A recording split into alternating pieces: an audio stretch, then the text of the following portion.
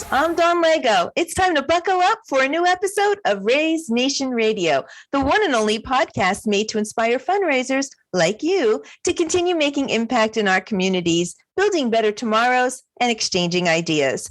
So whether you're a trailblazer or seasoned pro, you'll pick up the trends that transform your fundraising. And together, we'll dive into lively conversations and chat with industry-leading fundraisers and thought leaders to explore hot-button issues and innovative ideas. So stay with us for the next 30 minutes while we inspire you to embrace the future of fundraising.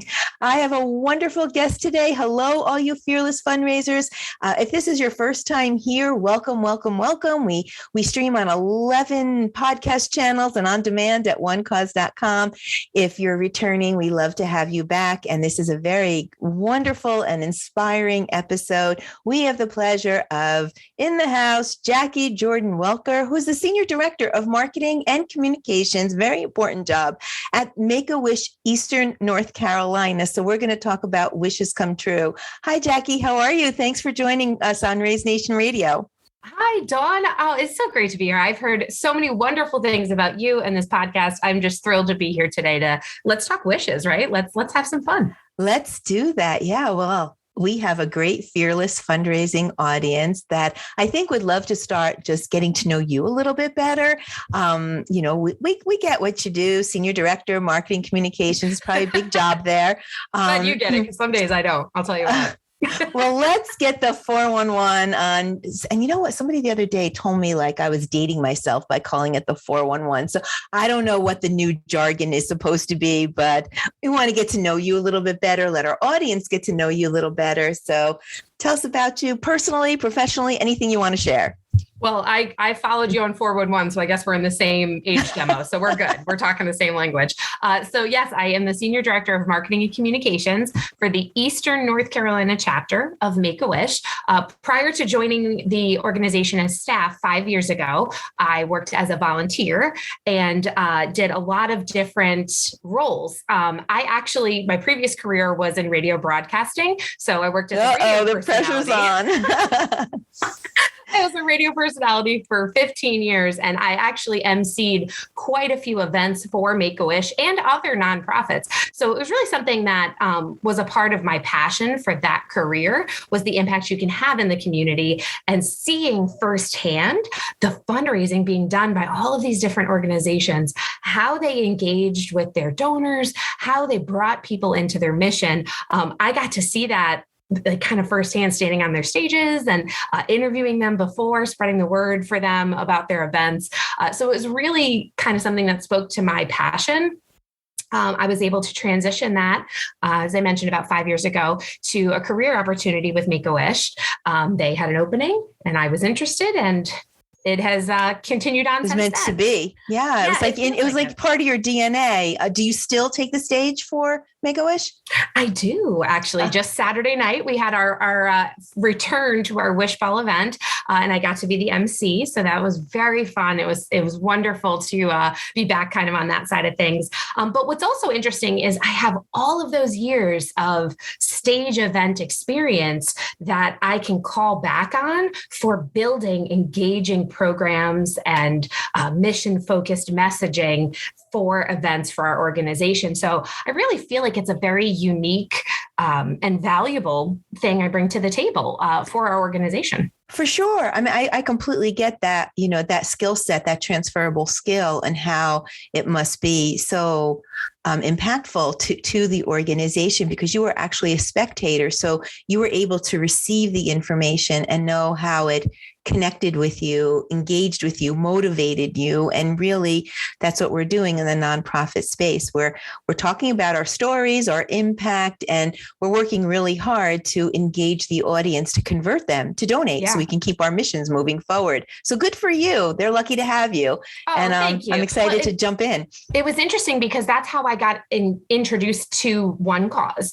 So I would do events, and it was back in the day when all those paper sheets would be Did you just say paper? and I would be up there in front of hundreds and hundreds of people, just trying to read handwriting and names, and because you always want to announce the winners. And I still remember to this day, my first event where they utilized one cause. I was like, never go back. This is amazing, because it makes the user experience that much better. So I really have been a kind of a one cause super fan for a while in that setting, having to be the person reading handwriting is. Whew. I love that one cause super fan. I didn't know we had them, but that's good to know. And full disclosure to our audience, we did not pay Jackie to say what she just said, nor did we ask her for that endorsement. So that makes it even more special. Well, it's really very, very true. And because having that experience of, whether it's 50 people or 1,000 people staring at you as you're trying to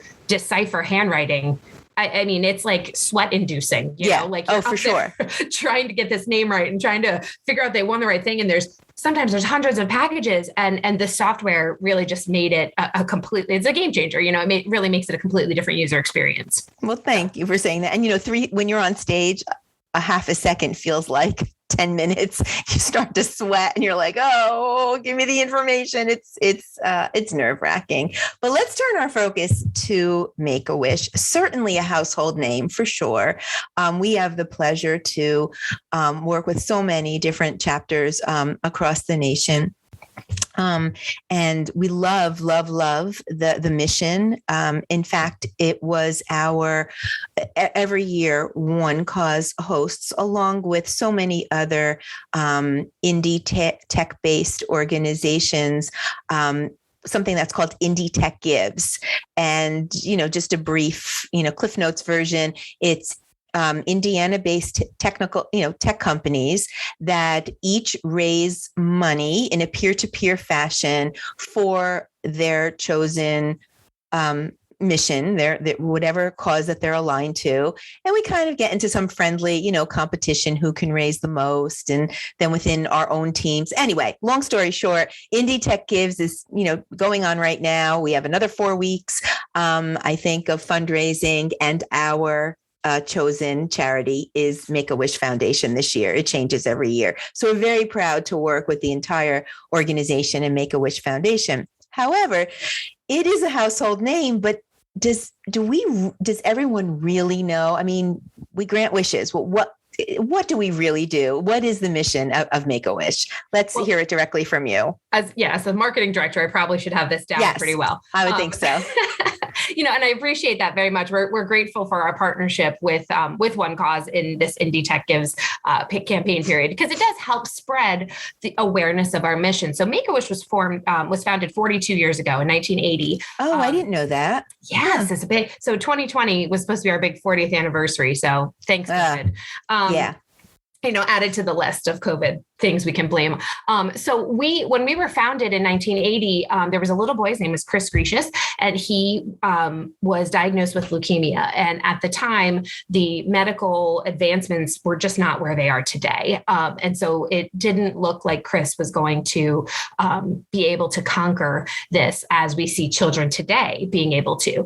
And Chris's mom was talking to a friend of hers, and he's always wanted to be a police officer. And that friend had some friends on the Arizona State Highway Patrol, and they were able to come together and make him an honorary member of the Arizona State Highway Patrol for the day.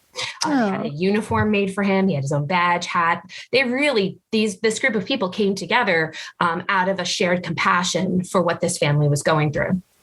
And that moment, that wish is what inspired the creation of the Make-A-Wish organization. So Chris's mother, Linda Pauling, and members of the Arizona State Highway Patrol who were involved in that wish went on to found the Make-A-Wish organization in Arizona. So that has spread now globally. For sure. Yeah. We have Make-A-Wish chapters all over. Every continent has a Make-A-Wish chapter represented. And, here locally in the United States, we have 59 chapters that serve every area of the United States. And we grant wishes for children that are facing critical illnesses. That's a wide variety, and it's a growing list. It means we're able to reach more children with the hope of a wish. And that's really what a wish brings. It gives a child hope for their future. It gives them something to look forward to. It inspires them to think big. it's a spark, really. It's a moment in time that gives the child back the power that they have had taken from them while fighting their critical illness. So often we have seen research studies done. There's been two. There's one really interesting one that's just come out in the last several months that shows that a wish gives children the strength to fight against and overcome the critical illness. And so we're seeing that more and more. We're seeing children beat the medical issues that they're facing. And now, 42 years into our organization, we're seeing those children grow up, have fruitful lives, and become involved again in our organization in different and more meaningful ways. Oh my gosh. I did not know the backstory. I did not know it was the first wish granted that was actually turned into the founder of where this all started. I had no idea. Yeah, and Chris's mom, Linda, is still involved with our organization today. Mm-hmm. Wow. Yeah, she's wonderful. And she attends our national conference every year. She will go, if chapters invite her, she will come and speak at galas and balls and events. And it's a really beautiful story at the base of our mission. And I think for nonprofits, that's what you're in it for, right? That beautiful mission. And so for us, it's all about being able to reach as many children as possible, to share that hope and that joy, and to inspire them with strength to know that they can do this. So let's talk a little bit about the research, because it's not just that one day, right? It's not just one day of brightness in pretty difficult circumstances of, worry and treatment and, bad news and what's going to happen. It's not just that one bright day. There's really a lot of impact to this wish leading up to the wish, fighting hard because I'm going to be a police officer. I'm going to meet Cinderella. I'm going to Disney, whatever. It's that hope leading up to it, but then it has really evergreen, everlasting effect. So can we talk about the research and the true impact of wish granting? Sure, absolutely. So it's something we've learned. We refer to it as the wish journey. From the moment a child enters into our world, we stay with them as long as they will have us. So when they're the moment of referral, when they're referred, is the start of their wish journey. And we have now in recent years launched alumni programs that we invite children who have received their wish however many years ago to however many days ago, to stay engaged with us and stay involved, because we know that moment, that experience with us, the wish renews their hope and it uplifts their spirits, right? So if you're facing a critical illness, for children, that's hard to understand. As for adults, it's hard to understand. But for a child, they're getting poked with needles and going through treatments and they don't feel well. And it's hard to verbalize it and understand it. And then our organization, and our incredible volunteers step in and say, what would you wish for if you could wish for anything in the world? And some kids know right away. Some children take a little while. Sometimes it's something very steadfast, something very tangible. Sometimes it's more fanciful. We've had children who've wished to be astronauts. We've had children who've wished to meet a unicorn. We make it happen, and it's. Wait, how do you make a unicorn happen? John, that's proprietary information. Okay. That's very Make-A-Wish secretive, but we make it happen. Wow. So, we find these opportunities very almost, I would say we look at them as like a chance to go above and beyond. How far can we go with this, to really embrace this wish in this moment? So when we have a child enter into the wish journey process, we stay with them and that communication carries on for however long they will stay engaged with us. So we know that positivity and that uplifting spirit, that encouraging the belief in the impossible, we make the impossible possible.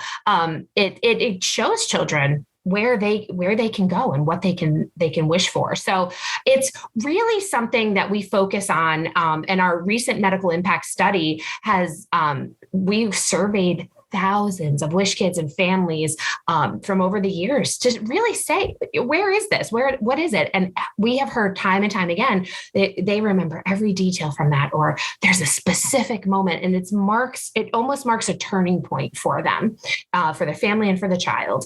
And, when you hear those kind of things anecdotally, and then you can actually have the tangible results, from a study, it's really very powerful. I can't. Yeah, I'm getting chills just to hear you talk about it. So what are some of the special wishes that you could remember outside of making unicorns happen? What are some of the special things that you've done that it's so tough? Because it's always so funny because it's like the most recent one is like my current favorite. And then the next one will be my favorite. And the next one will be my favorite, because they really are just so impactful. Some of the things we've done recently, we had that I truly enjoyed. We had a little girl who wished to meet a mermaid, and we made that happen. She was a mermaid for a day. She had her very own mermaid tail, and she's gone through, lessons in how to swim and how to be a mermaid.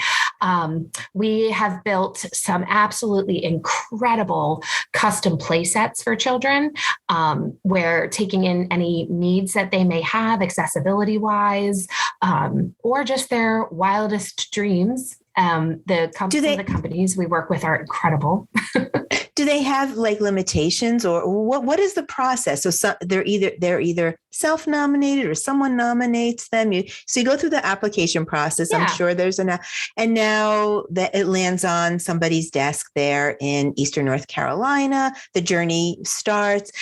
Do you go to the kids? Do they come to you? Do they have boundaries or limitations, or is it just whatever you imagine, we're going to try and make happen? Let's talk about it. Like, how does that all play out? So there are there's some qualifying conditions, obviously. So the basics, we grant wishes for children between the ages of 2.5 and 18 that have a critical illness that is medically verified through their medical team, their doctors. Fair enough. Okay. So there are steps to that. And so we work very closely with medical teams to make sure that we are granting a wish to a child at, the right time during their medical process. So 2.5 and 18, critical illness, and haven't received a wish from another wish granting organization. So we always tell people to come to us first. Always come to us first. Come to us first. Yeah. Come to us first, because, that's the way that we can really ensure that we are delivering these wishes equitably and fairly for all of our children. And then your territory area. So our chapter is Eastern North Carolina. So we serve the 49 counties on the eastern half of the state, north to south. So other chapters, some of them are more centralized, some of them are an entire state. It really just depends on capacity within that state territory. So you live within your chapter area, so you can apply directly to your chapter, or applications sometimes go into Make-A-Wish America. They'll defer it down to the correct location. And so then once they come into us, we do work directly with their medical team to verify that eligibility and make sure that, we're meeting the need at their best, most optimal time. And then the process begins. So our team, we have a team of wish granters, our mission delivery team, and they have a whole group of volunteers that work within our organization as well. So between our staff members and our volunteers, we meet with the family either in person or on video, whatever's most acceptable to the family, what meets their needs. And then the process begins. The walk through some of the paperwork, because of course, we all got paperwork, right? But then they just meet the child and start to figure out what they would like. And like I said, some kids know right away. Some kids take a little time to decide. Some decide something and we start working on it and they change their minds, and that's okay. And that's okay. Wow. Yeah. It's a process. Now you have a lot of players, right? I've heard terms, but if you can put it all like wish granter and there's a lot of players. A big part of your mission and impact and delivery and granting wishes is the volunteers. So can we talk a little bit about the different players and who's all involved in this journey and how that all comes together? Sure. So, basically within our organization, we have our president and CEO, and then it kind of divides almost in half from there. There's a couple like floating positions. I happen to be a little floating position in the middle, but there's our development fundraising team. And then there's our mission delivery, the wish granting team. And that's our staff. Our staff locally is about 15 people. We have interns occasionally throughout the year. It varies on, what side the intern's working on and stuff. But we have those kind of main departments. And then there's me sort of in the middle. I just sort of float around. I'm all over the place, as a good marketing professional is, wearing many hats. Change them all. I have like a hat rack behind me. I just flip them all the time. So yeah, and then our volunteers come in underneath our staff, supporting everything that we do. We really could not do what we do without compassionate and energetic volunteers. So we are extremely fortunate that we have this volunteer base, and they come in on the two sides, just like, some of them volunteer on the fundraising and event side of things. They may say, oh, I want to help collect items for your auction, or I own a business. I can help you do a fundraiser through my work, or, different ways that way. Or our wish granting volunteers, we do a specific training that they go through because they do meet directly with our families. And they work on that side of the kind of paperwork side and getting the children thinking about their wish, and then transferring that information back to us. They stay in contact with the family as we're working behind the scenes. So, they'll recognize birthdays or special occasions, just to keep the, connection, that journey, keep that energy up. And then they will, when it's time and we say, okay, we got it, we're ready, we've booked a trip, or we've got all the pieces for the bedroom makeover, or that hard to find PS5 is in, we did it. They'll collect all the information and throw a big party. Those reveals can happen in a variety of ways. Oh, there's a reveal involved. Sure, absolutely. Oh, excuse me, I didn't know. Well, that's part of the fun, right? Like, it really is a journey, isn't it? It Wow. is. And it's all what the family is most comfortable with. So if the family says we want to surprise them, we're building a play set in the yard, maybe the family will leave for the day and come home and surprise, it's built. We do that. Sometimes the child, doesn't like surprises, and the family just wants it to be low key. We honor that too. Sometimes they say, can we just go to Chick-fil-A for dinner? We'll say, sure. Wherever it is, and whatever the child's favorite snacks are, we try to find out all that information and very sure. nimble. I mean, there really doesn't sound like there's boundaries. It's one of a kind, Every wish is treated uniquely. Every wish is special. Every wish is meaningful. Every wish is impactful. So we try to honor that. A lot of work though that goes into it, but you could be a wish granter volunteer for a long period of time, right? Is that? Sure. Wow. Yeah, just earlier this spring, we had our longest tenured volunteer retire. She actually had been with us since our chapter started in 1986. So that's incredible. Sometimes people come on for a year. Sometimes they stay for close to 40. So in the Eastern North Carolina chapter, how many wishes do you grant a year? So prior to COVID, we were averaging about 200 wishes a year. Wow. Yes. COVID changed things a little bit. COVID just messed everything up. Yes. Thank you. I was trying to keep it tactful, but it's okay. It messed everything up. But we are extremely proud because we never stopped granting wishes during COVID. We pivoted very quickly. The word that we all have probably also grown to hate now is pivot. But we transitioned very quickly to what can we do? So travel got postponed. We were not allowed to go certain places. Places closed down, right? So we were able to look at wishes that were in our pipeline and find ways that we could transition them, move them around, maybe escalate a few things. So our chapter is extremely proud of the fact that we never stopped granting wishes. We never had 0 wishes granted this month. We made sure we pushed through it. And that was a testament to the hard work of our team and the dedication. So now post-COVID, Our numbers are a little bit different. Our first year we came in at about 100 wishes. The second year was 121. This year we're pacing close to 150, 160. We'll see. So we're getting there. We're climbing. You're almost back. We're getting there. We are climbing back. We're clawing our way too. Our team is working as hard as possible. Because what we did was we allowed our families to decide what was best for them. So when COVID hit, we didn't say, well, we can't send you to Disney, so pick something else. We said, what would you like to do? Would you like to wait, or would you like to choose something else? And think about it. And we gave them the time to do that. So now, we're working through. We did see an increase in our pipeline. And, that's something that we're very aware of, and we're all working towards changing those numbers a little bit. But, it's going to take a little bit of time, but we're committed and we're doing it.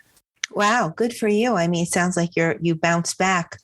I mean, COVID was 2 years. I mean, really, it's just earlier this year that we've been kind of, sort of, maybe putting it in the rearview mirror, but sounds like you're almost, back at full throttle. So good for you. It's a lot of work, and the world changed a little bit. So everything is, a little bit more challenging. How important though are the donations?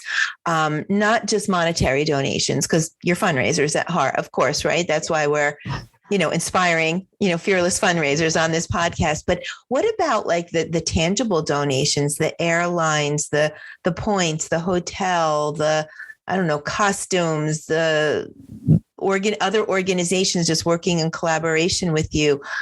It must be huge pool of places that you have to tap to try to, because if you can offset a cost with a hotel stay, and then that's more wishes that you can grant. So what does that whole aspect of Make-A-Wish look like? Yeah, actually, that's a great question. I'm so glad you asked that, because we are a large organization, Make-A-Wish, but each chapter actually operates independently. So we're all under the kind of Make-A-Wish umbrella, but Make-A-Wish Eastern North Carolina, we have our own president and CEO, we have our own board, we have our own budgets, we have our own staff.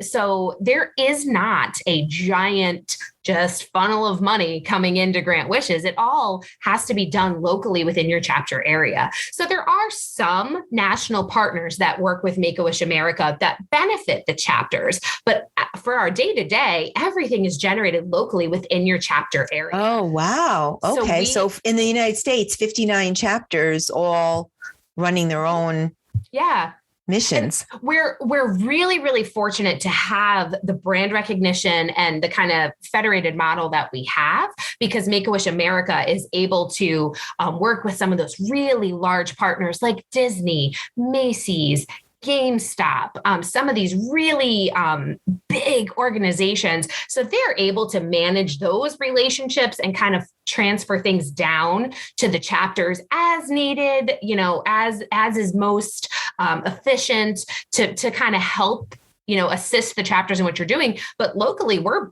booking flights, we're booking hotels, we're calling, looking for Airbnbs, trying to find as many things as we can to make a wish come true, to really reach that impossible as possible, kind of level. So as an organization, we are really fortunate to have this model, because we can call upon other chapters for advice or partnerships. If we have a child who wishes to go someplace in another chapter area, we may reach out to that chapter and say, hey, can you help plan this? It's in your backyard. Makes a lot more sense, and then they'll kind of, we call that wish assisting. So that kind of works to help keep things as efficient, really, as possible. And so that's a really important part of our wish granting model and how our organization works. But being able to grant those wishes locally, we work with corporations and businesses and organizations right here in our chapter area for the most benefit for our local wishes. So it's a very dynamic conversation that we get to have with different organizations. Wow. There's a lot going on. to granting wishes, but we're so glad that you do it. How was the wish ball? Tell us a little bit about that. What were some of the exciting highlights? It was so interesting. And I think so many of our fearless fundraisers are going to probably be like nodding their heads and be like, praise hands up in the air when I say this next part. But boy, have things changed. That's the understatement of 2022, I think. Woof. This was our first in-person wish ball since 2019. So we held our event in 2019. In 2020, we transitioned to an exclusively online event. In 2021, we made the decision to not try to do either because our area was seeing some different kind of metrics with vaccinations and surges and all the things. So this was really our first effort back. And it was tough, because how do you set goals? How do you, and so many of these things that you do at events, you make decisions based on what goal you're hoping to reach, but then setting goals were just very arbitrary, to, I don't know, get out of a hat. I'd like $10. I don't know, and just trying to see those differences. So I will say we saw less attendees this year than we had in previous years. Some of our engagements were a little bit different. I think we saw a little bit of a decline in some of our sponsorship partnerships. We did have some return, but we just didn't have the same number that we'd had cash wise as we have in the past. Now, truthfully, that could be a positive as well, right? Because you start to see what matters to some of these organizations. And that as a fearless fundraiser, that's what you have to pay attention to is what do they want? And, we might be having that hard conversation. They may not want their logo on a sign and to be thanked from the stage. They may want a more meaningful way to engage in our organization. So the challenge fundraising wise is how do you engage that in an event setting? How can you find some of those meaningful, ways?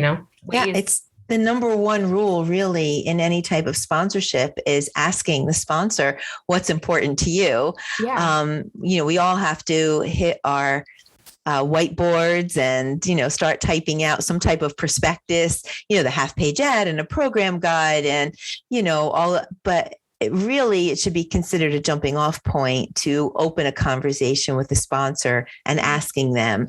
And we have some great blogs on onecause.com that actually address this. Talk to me. What's important to you and how can we make that happen to bring value for your sponsorship and to deliver the much needed funds that, that we need to put these events on? Because and I think when you look at it in an event setting, what are you doing at the event? What are you doing and finding the ways to kind of marry the two of them where you're not necessarily making an a la carte recognition for every single sponsor, because then that can get out of hand too, right? So it's kind of finding that sweet spot of, what is really meaningful and how can we maybe take it to that next level. Some of the stuff we've experimented with in the past, I think was a really great jumping off point for those thoughts and stuff that we can come back to. We found like some of the sponsors really wanted engagement. And so we produced some video elements with Wish Kids going to their business that we showed at the event. So that made it, it gives that flexibility and gives that really more meaningful touch. And so I think we maybe learned we should be a little further ahead on that and find some of those ways instead of just relying on silent auction, live auction, fund a need, right? Yeah. I think it's a little silver lining coming from COVID. I think it's forced us to be less transactional. And as to your point, a little bit more meaningful in everything that we do, intentional, meaningful, a little bit more connectedness, impact, storytelling, what you share in your story. I think it's really, catapulted that forward a little bit more, giving it a little bit more oomph and substance as opposed to the robotical transactional kind of thing. So I think that's That's to come. So it's a rebuilding year, but it sounds like you're rebuilding wonderfully. What's next? We had a great time. We had the people who were in attendance were engaged and were excited to be there. It was very celebratory. I'm looking forward to our team's kind of SWOT assessment. We haven't had a chance to have that just yet. But we're, just recapping just some of the things that we can do better and some of the things that we can grow maybe and see. So what's next? Well, we go into budget planning. Our fiscal year is September to August. So we're going right into those budget conversations, and having just held this event, I think is really important because we'll be able to look at what kind of engagement we had and where that engagement really kind of stuck out. And I do personally, I think there's room for our organization, our chapter, to really grow in the non-event fundraising space, utilizing some of the resources, maybe days of giving or some of those peer-to-peer options. We're fortunate that we do have a built-in peer-to-peer fundraising platform through Make-A-Wish, but seeing some of those engagement and ideas that come from other organizations utilizing One Cause has been a wonderful learning opportunity, for me to be able to see.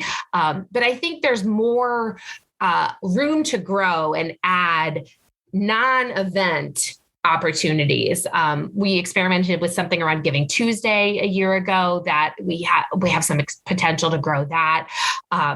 Just finding the things that really being a little more diversified in your fundraising. I think so. And I think again, that's something that COVID kind of forced all of us to do. Of course. Yep. But you still have to have your events. There are people who like to throw on a fancy dress and they like to come out, and that's a big part of being aware of what your donors are interested in. But I think we have more opportunity to grow those moments. And maybe it's a week-long campaign we engage people in. Maybe it's a day. It's, I think those digital growth opportunities are out there. And I'm ready to experiment. So Well, I sound like they have the right person leading some of those communication efforts. Sounds like you bring a lot to the table in your role and in your background. So I think whatever you're going to do, you're going to hit it out of the park and be successful. You're already at full throttle. So it's nice to see. Now, just a little segue, you also made the decision to volunteer for the One Cause Customer Advisory Board. We're so happy to have you. I think you had the opportunity to meet in person not that long ago in Washington. What does that mean to you to be able to steer some of the innovation at One Cause and be part of a larger conversation that just taps into everything innovative in fundraising? Well, when I was first approached, so I'm actually in my second year on the advisory board. They asked me to stay on a second year, which was almost as humbling and meaningful as the very first ask, if I would be interested in joining it. I love everything that I have been able to be a part of in the last year and a half on this customer advisory board. It has been eye-opening. It has been engaging. To hear, I don't know how much I can say, so I'm going to try to speak tactfully. So I don't want to get in, trouble for leaking any secrets. But the thing that's been the most meaningful to me is knowing the thought process and the depth that the One Cause team goes in creating their products and advancing them. It is absolutely astounding. And then the team that you have there, the people that are engaged and involved are one of a kind, man. They are just lovely. They really are. And it just, again, the thought that goes into everything is mind blowing. Like the conversations I've been able to be a part of, Stephanie Ragazzino is just wonderful. And, hey, will you have 30 minutes that I could just show you something? You can tell me and looking at some of the stuff the team is creating is unbelievable. And then getting to chat with Steve Lausch and some of the other folks that are on. You're naming some of my favorites around here at One Cause. Well, just getting to chat with some of them on ideas they have and, you can try blah, blah, blah. I mean, it's just such a naturally supportive environment. If someone is listening to this today and hasn't actually made the move to try One Cause, hands down, do it. Absolutely. No you're so asked. Sweet to say that. Well, it all comes from our leadership. Stephanie Ragazzino is part of our, executive management team. And then that's all led by our CEO, Steve Johns. And he shares that sentiment. He's here at One Cause. We hear it all the time because he wants to be part of the greater good. And while he has a business to run for sure, and over 300 of us to take care of, he really believes in that he's taking care of us so that we can take care of you. Yeah. So I'm glad that you're seeing that on the CAB team. Absolutely. And our conference that we went to, they got us all together in DC, and it was just fantastic. There were members from the national board, members from the team, and then the customer advisory board all came together. And it was a full 2 days of positive energy, ideas exchanged, just tracks you can go on, hearing different stories and different perspectives. Steve Johns was there with us. It was really a wonderful, wonderful experience. Just getting to I think that was the first time we did that in person, but we got such overwhelming feedback that I have a funny feeling it's going to be an annual. I think they should for sure. Yeah. It was terrific. Well, one of the reasons why that came about is because we have our annual Raise conference. It's taking place in Chicago this year in September. It's always in September, but we had the same situation as all of you in that 2020 and 21, we had to pivot to virtual. So we happened to have, hotel credits here, there, and everywhere. And it's like, well, let's put it to good use. And that's how that came about. And we're very glad that it did, because the feedback was overwhelming, and just that face-to-face time with, people like Stephanie, who leads our product development here, and for Steve Johns to hear it firsthand, it's just so valuable. So we can't thank you enough, because it is a volunteer role, but we can't thank you enough for your time, because you're really helping us, shape the future of fundraising and innovation. And we do want to deliver those tools to nonprofits to help them build better tomorrows. That's part of our mission. I can say from my slight behind the scenes info, you absolutely are. And the things that are to come are very, very exciting. I am really looking forward to the next elevation for One Cause. We're so happy to have you. I cannot believe we really killed this half hour. Most of our fearless fundraisers are, using Raise Nation to, get their workout in, or, a little bit of a walk, or drop their kids off someplace. And thank you all for staying with us, because hopefully it was some good time, but you can see that we just kind of yapped. But thank you so much for being with us. It was a pleasure having you. You'll have to let us know how you're doing. We'll have to have you back. I want to hear about your future fundraising ideas and more wishes that you've granted, and unicorns and mermaids and all that good stuff. So hopefully you can join us again and give us the sequel to. I think I'll make that my byline on anything I do going forward. Yeah. Unicorns, mermaids, and all that stuff. There you go. That's that's the makings of a byline if I ever heard one. Right there. Thank you so much for having me. It has been absolutely joyful getting to chat with you. And thank you for the opportunity to share a little bit about what we're doing here. Yeah. I have a much greater appreciation myself, and hopefully all of our fearless fundraisers do as well. And to our audience, that's about all the time we have for today. Thank you for listening. We hope you enjoyed today's Raise Nation topic and your daily dose of fundraising inspiration. Tune in for new episode releases every Thursday at 12:30 p.m. That's Thursday, 12:30 p.m. Eastern Time. In the meantime, listen to all the episodes on Raise Nation Radio. Follow the channel that you like best so that you can get notifications about all of our new guests. Fundraisers, as you just heard, are doing amazing things to build better tomorrows for our communities. Stories are awe-inspiring, especially when we're granting wishes to beautiful young children. You won't want to miss a single episode. I would like to thank our sponsor, One Cause, for making this episode possible. One Cause is driving the future of fundraising with easy-to-use software solutions that help nonprofits connect with donors. Be sure to check One Cause out at onecause.com and visit the resource tab on the homepage for a broad catalog of ebooks and blogs and infographics and videos that you'll find very helpful. A huge shout out and thanks to my guest, Jackie, for sharing a very expert and authentic voice. Thank you so much for being with us today. I've got to put you on the spot and ask any last minute words of inspiration. I would just say, keep doing what you're doing and just do good anywhere you go.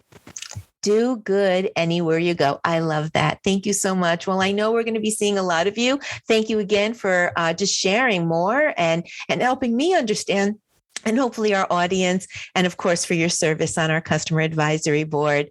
One last thing, if our audience is looking to connect with you, how do we find you? Oh, sure. You can find me on LinkedIn, Jackie Jordan Welker, or you can email me, jjordan@eastnc.wish.org. Well, I have a funny feeling your LinkedIn is going to be giving you some notifications real soon. Thank you again so much. Until next time, that's a wrap. I'm Dawn Lego. This is Raise Nation Radio. Stay fearless out there.